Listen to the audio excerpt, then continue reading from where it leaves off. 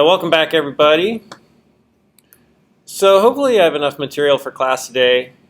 I did some good work over the weekend, and then last night, what's today? Tuesday, so Sunday night, got a lot done. But then last night I started working. I set everything up in the garage because the bedroom where my wife and I and our two kids sleep is right next to my office in the house. So if I work in the house, I have to be as quiet as a mouse.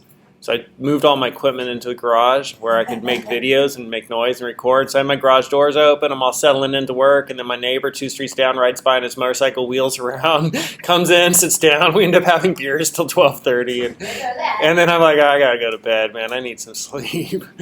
So I think I have enough, but we'll see. If not, I've got some things we could troubleshoot. I was working on some Ajax stuff, and I think that'll be fun. But we actually have quite a lot of cool stuff to cover, and today's going to be an awesome day because you're going to see data store working, and I don't know why this stuff. I mean, that's the thing when you learn things, right? Once you learn something, it could seem totally simple, but before you know it, it completely perplexed you. And so I was looking at data store, whatever Sunday and this weekend, and I'm like, this used to really perplex me, but now it seems like pretty straightforward. So we're going to see some cool stuff with data store. But first we left off with memcache, and so what to say about memcache? We did all that. We were around slide 23, I think. So maybe just we'll pick up with memcache right here. It's kind of like, where was I? I should have reviewed this a little bit before I came in, so I knew exactly where we were at. All right. So memcache. Pick up the thread. So getting something from memcache. Did you guys see this? This code look familiar?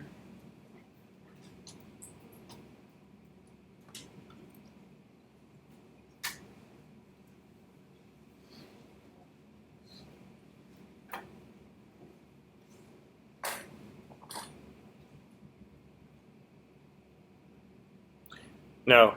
Yes? Back up to the beginning. So sessions, right? And App Engine sessions, we have 3 options. We could use Google logins and their session. So Google login and their sessions, right? And then we could use Gorilla sessions with manual routing. Or we could use a session ID in memcache. So we could do a regular cookie, and in that cookie we could store session ID, and we could use memcache for their session. So three options for doing sessions that we've kind of learned about. So memcache, right? We talked about the backstory of memcache. Servers weren't using all of their capacity, right? So hey, how do we utilize all this extra RAM which we have and we aren't using? And basically it's a big map, and it's distributed across all of your machines. It's very fast, and you're storing things in memory, And why not just use a map instead of memcache? Because a map would just be on one machine, where a memcache sort of is a map that goes across all machines, right? And so we saw that. And if you need something to absolutely be there, you have to use a real database. So memcache isn't persistent, permanent. And so here are the docs for memcache. You go into App Engine, and you have the memcache thing, and then you could go in and you could kind of look at the different whatever functions that are available to you. And there's get, set, and item, and so those are going to be the main ones we use for memcache, right? So we're just storing things to map. Oh, set this to it. Oh, get it from it. And we have to store an item. So if you look at set, it takes an App Engine context and an item. It returns an error. If you look at get, it takes App Engine context and a key, some sort of a key, right? So that's going to be your map, right? Like key value. And then it returns an item. And then we have an item down here. So that's those are the 3 basic things for working with memcache. And then we have what an item is. And we kind of looked at the item and we were like, what does that tell us, right? And I think we were kind of not quite sure. It really doesn't tell us that much. Did it tell us much? What were your thoughts on that, Daniel? The majority of the stuff you don't have to worry about. Don't have to worry about it. So it's just the key and value. Key value. Or yeah. Maybe expiration, but usually you can just leave it to That's right. undefined and Thank Google you. handle it. Right, so key value, expiration, those are all things that could be useful to us. And then just looking at hey, how do we actually see the documentation? App Engine, right? We could go to App Engine and we could see it, which is what we did right here.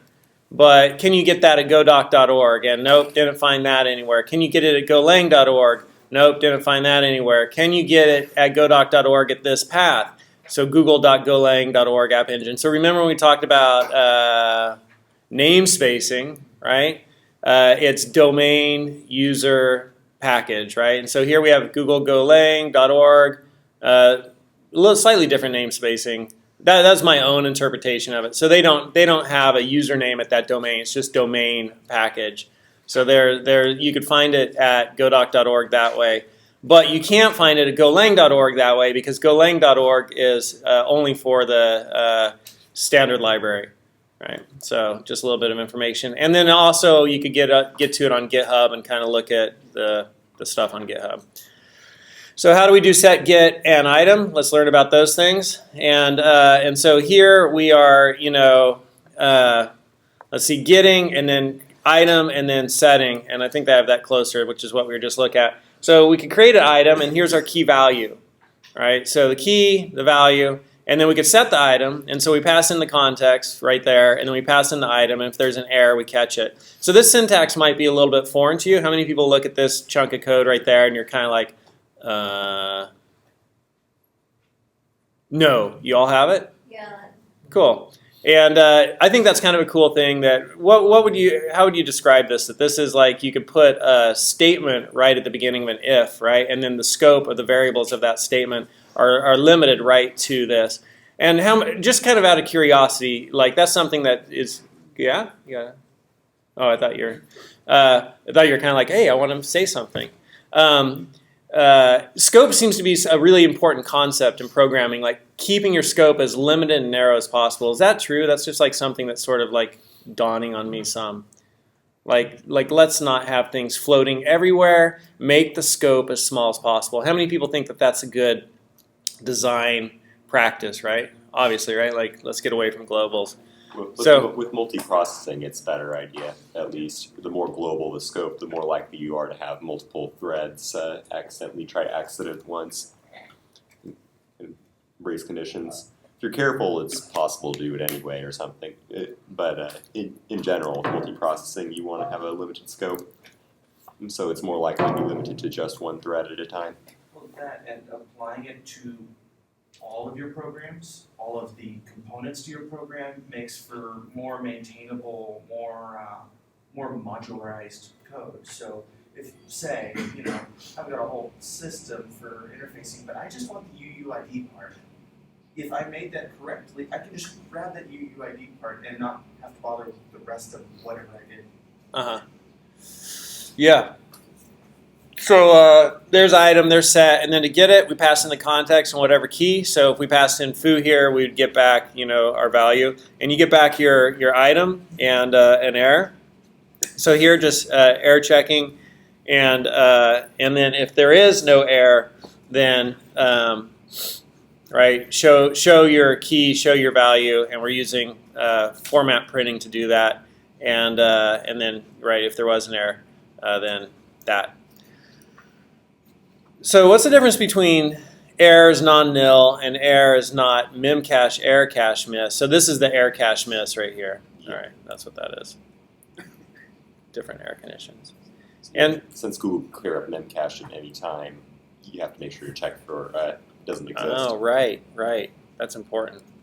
So here I'm not doing that. But so this one is just we are trying to get something. And we haven't created anything yet. And so, basic App Engine and our routing at the init function, and no local and serve because it's App Engine, and no listen and serve, sorry, because it's App Engine. And then we have handle index, and we get our context, and then we try to get something, some key, and then we print our to the response, our item, and our item is nil.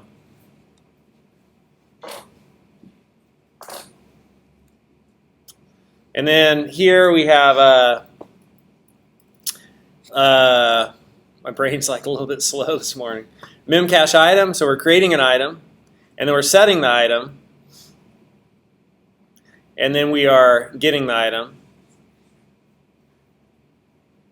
and we could see bar. doing item.value.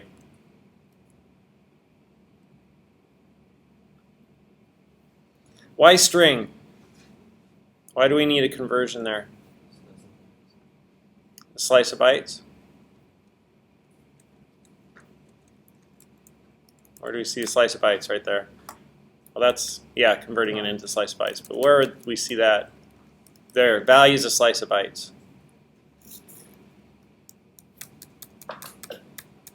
Awesome. So how do we add? We had get set item. Add writes the given item if no value already exists for its key. Is returned if that condition is not met. Error not stored is returned. So add writes the given item if no value already exists for its key. If the value already exists, was it replace it? It seems like that'd be set. Yeah, it adds it if there's nothing there, or it will return the error not stored if it's. So if it's already, so it won't overwrite it. Yeah. All right. So it's like checking kind of to see if it's there. Set would overwrite it, right? Yes. All right. So you could also set expiration. So step one, we get our item, we set our expiration, we set this, and then we could get that back from memcache and it writes it out. So we already saw that, but we have an expiration here. And then step two is to comment all this out, right? Because we've set it into memcache. And if we continue to ask for this page, right, it just okay, let me recreate that, let me set it. And your expiration would always, every 10 seconds, just get recreated, right? So you wouldn't see it disappear. But once you comment that out, if you ask for the page again, right, it's not going to reset it. And then it'll show you, hey, it disappeared. Does that make sense? Do you want to see it running? Okay, you got it? Am I going too slow for you guys today? Increment. So how do we increment something? So increment atomicity, right? Atomically, increments atomically. So it's, and Daniel, correct me if I say this incorrectly, but it's safe from race conditions. Only one thing can access it at a time. So it's useful so you got that read, update, write all in one step, compared to doing it yourself. You got more than one person trying to access it. You're going to have issues if one reads, the other one reads and writes, and you go back to writing. So having an atomic increment is useful. How many people have worked with like atomic before? That's still somewhat new to me. Anybody like atomic stuff in other languages? Yes? No? Functional programming? I don't know. Just like atomic. What is it? Single unit, like an atom? Yeah, that's what it's named after. Basically, it's multiple steps all run as if it's a single instruction, so you can't have other threads doing stuff in the middle. So increments atomic, so it will read the value, add however much to it, and write it all in one step. So some other thread is trying to access it memcache at the same time. It'll either get it before the initial read or after the final write, not in the middle. So this would be an example of a race condition. Anybody need me to pause on this? You're not familiar with race conditions, right? So we have two different threads running, and if they're working with variables which aren't protected from race conditions, then each thread could be getting the variable and then changing the variable and putting it back, and you have sort of it's not accurately incrementing or counting, right? Because here you see it gets zero, it adds 1, writes it back, this adds 1, writes it back, right? But that's actually supposed to be 2 at this point right there, right? This gets 1, this gets 1, it adds 1, makes it 2, right? Writes it back, that adds 1, makes it 2. That should be 4 right there. Okay. So here we have, our routing. And so index, and if the path is not this, right, then that's just blocking anything else like that's being asked for, like a fav icon or something like that. So any response that's not that. So this is just like a page counter. How many hits, how many people have come to this page? And so App Engine new context, right? We get our context, and then we get the current user, and so we'll be able to increment and count how many times everybody's come to a page and how many times a single person's come to a page, right? And so here we have memcache increment, and this will be our global count. So we pass in the context, we pass in a key, right? Key right here, string, increment. And then delta, how much we want it to change by, 1, right? We're going to have it change by 1 each time. And initial value, we're going to have it start at 0. And then we're doing the exact same thing here for a user, and we're making the key their email.counter. Okay, so that will be the key. And then we could print out the global count, and we could print out a user count. So when we see this run, right, like the first thing I did is I went to localhost on this browser, and I just ran it up to, 13, right? The user went up to 13. And then this one over here, I came over, and I ran this one up 8, right? So 13 plus 8 became 21. This was the last one I was at, right? So that one is reflecting 21. This one over here, I went here when they were at 20 and then came back here, I guess. Make sense? Kind of interesting. So how am I don't know, increment? We just did this one at boot camp, and I thought that was interesting. But how else might you use increment? Anybody have any ideas? I don't know. I'm just curious. Like, it's kind of interesting when we look at what is available, right? Increment right here. Just interesting to see the different functions that are available. Increment might be useful also for decrementing. If you only allow a certain amount of people to access a resource or something, you could use the increment with a negative delta. When they're starting to use it, and then when they're done with it, you can go back up. Huh. The thing that makes me think of is almost kind of like those ticket cells, but that would be more like the expire thing. I think would be better for that. You got 10 minutes to make your purchase. But all right, so what are we looking at here? Memcache viewer. So this is kind of interesting. You could go to localhost 8000, and that will show you when App Engine's running, sort of like things on the server. One of the things you can look at is memcache viewer. And so there I'm looking at the memcache viewer, and I'm seeing that global is a string. I put in the key global, and it's showing me that the value is 21 for this last program right here, right? And I could also, I was logged in as testexample.com, and the key for that was, the key was right here, email and .counter. And so there is the one for that login, right, which would have been this person right here, the first one in. So how do we do sessions with memcache? First thing is we want to get a cookie, right? So request cookie, or we're requesting a cookie and printing that out, and there's no cookie right now. So step 1. And so we could now do step 2, request a cookie, and if cookie's equal to nil, so that's just showing you that if you request a cookie and it's not there, you get nil. So if cookie is equal to nil, let's create a new UUID. So we get the ID, and then in our cookie we're going to call the cookie session ID and put in that string, and so that's what that's going to look like here. So we're setting that, and then we're just like, let's just print that out. Let's see the cookie. So I have session ID, right? Session ID is equal to that value. So now we have a unique ID that's being stored on the person's machine, and so we can now use that ID and sort of get to data that's on memcache. So do our cookie. If it's nil, create a unique ID, set it, and then do our context. That's tricky.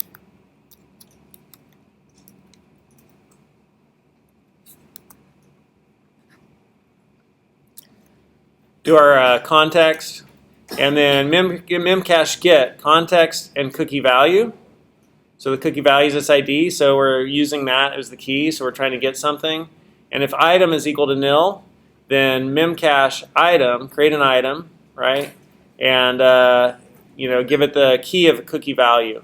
So the item we're storing, right, the key is the session ID, the cookie value. And then we could put in whatever values we want, a slice of byte. So this could be any kind of data, any data you want, right? And you're storing that in memcache.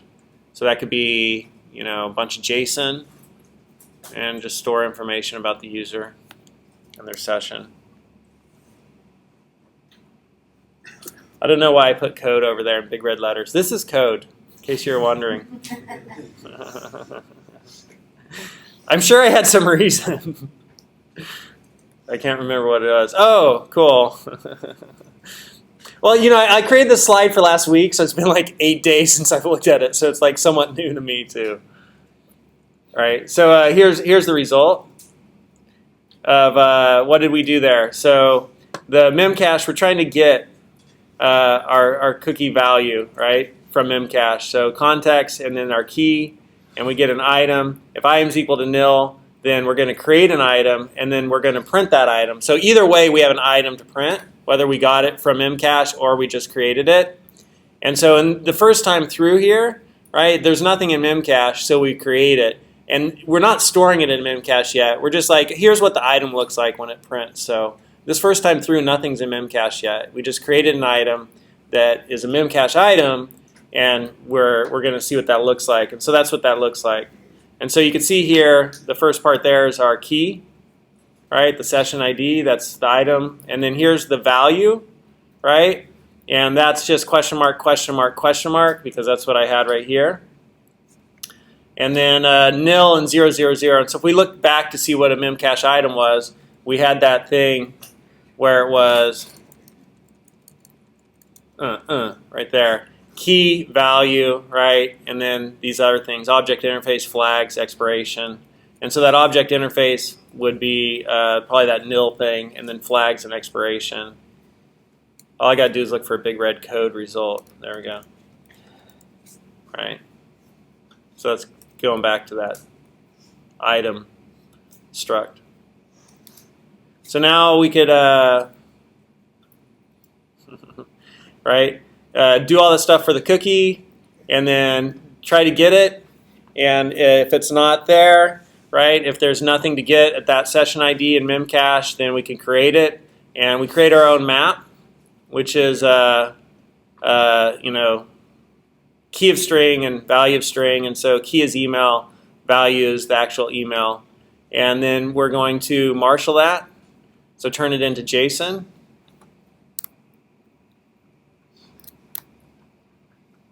Better? Yeah? And then we're going to create our memcache item. And then we're going to print that out. So again, we haven't set the memcache item, right? We're just kind of creating, here's how we could actually store something more as our value other than just question mark, question mark, question mark.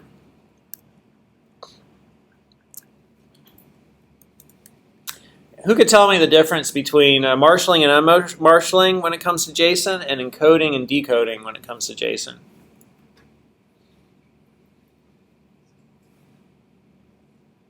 think encoding and decoding have the wrapper around it, so you have to call it directly. So if it was the other way around.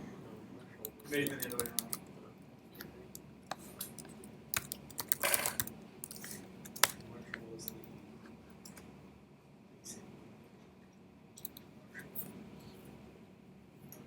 I think of encoding like, hey, it takes a writer, encoder. Decoder is a reader, right? And marshalling is like just some value, and unmarshal is some value, right? So I think about encoding and decoding when I want to like do JSON and write it somewhere or receive it from somewhere. It's going in and out, right? Like, I'm going to catch it as it comes in from some stream, or I'm going to just do it as it's going out to some stream. I think about encoding, decoding that way as of this morning. And marshalling and unmarshalling is like, I don't want to actually write it out to some writer stream yet, or read it from some incoming stream yet, right? I just want to turn it into JSON or bring it back from JSON and just have that right here assigned to a variable, right? And then maybe I could, use that variable to a writer. I don't know. What do you think? Is that Is that right? Yeah. That's how you think about it? No, that's not how Daniel would think about it. Code. Result. Code. Okay, this is starting to make sense. So here we have my JSON. Along with your nice packet, your nice Chrome plugin that makes JSON data easily readable. Mm. And so that's coming from right here because we printed out just the item value. So did I add a plugin? I forgot that I did that. Yeah, back in the boot camp. Back in the boot camp we all days. got a So let's- JSON viewer plugin. Chrome JSON plugin. JSON viewer. All right, so you could add this to Chrome, and it will take JSON and make it more legible. Which will be very useful when you start dealing with other websites, RESTful APIs. A lot of them send JSON data back and forth, so if you can look at it more easily, like this, that can be helpful for seeing what kind of information it's responding to you with. Didn't know about.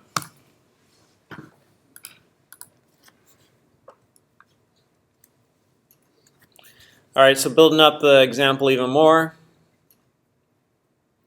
Cookie stuff up top, and then get our new context, and then try to get, from memcache the data associated with a certain session.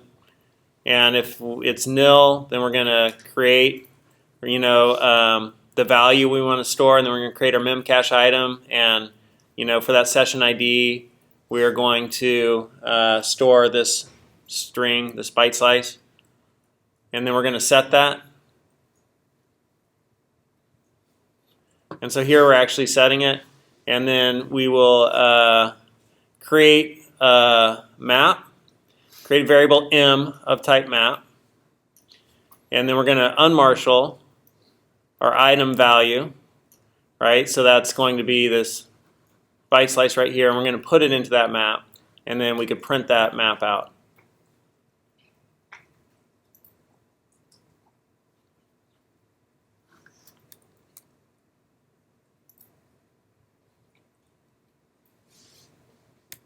Cool.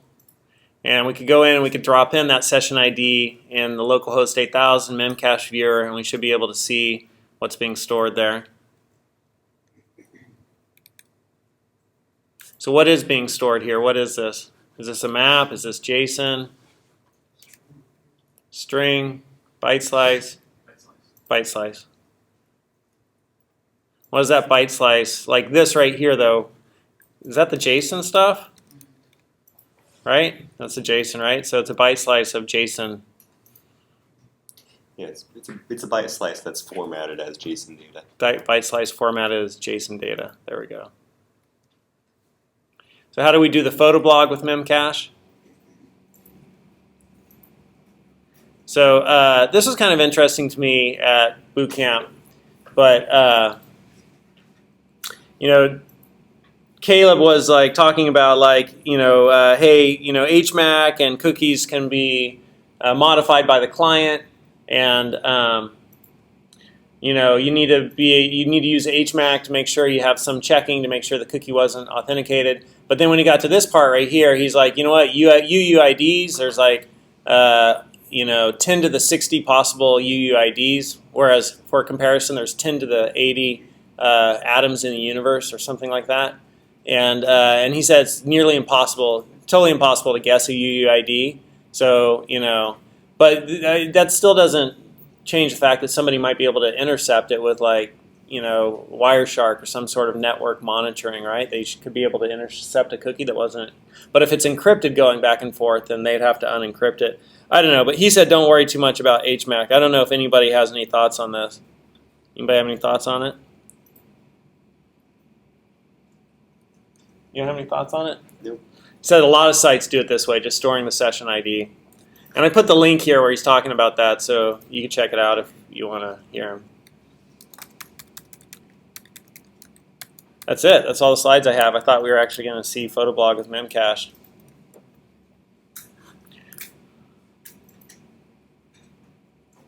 maybe I have that over here. Memcache session. Oh, unfinished. Still working on it. All right.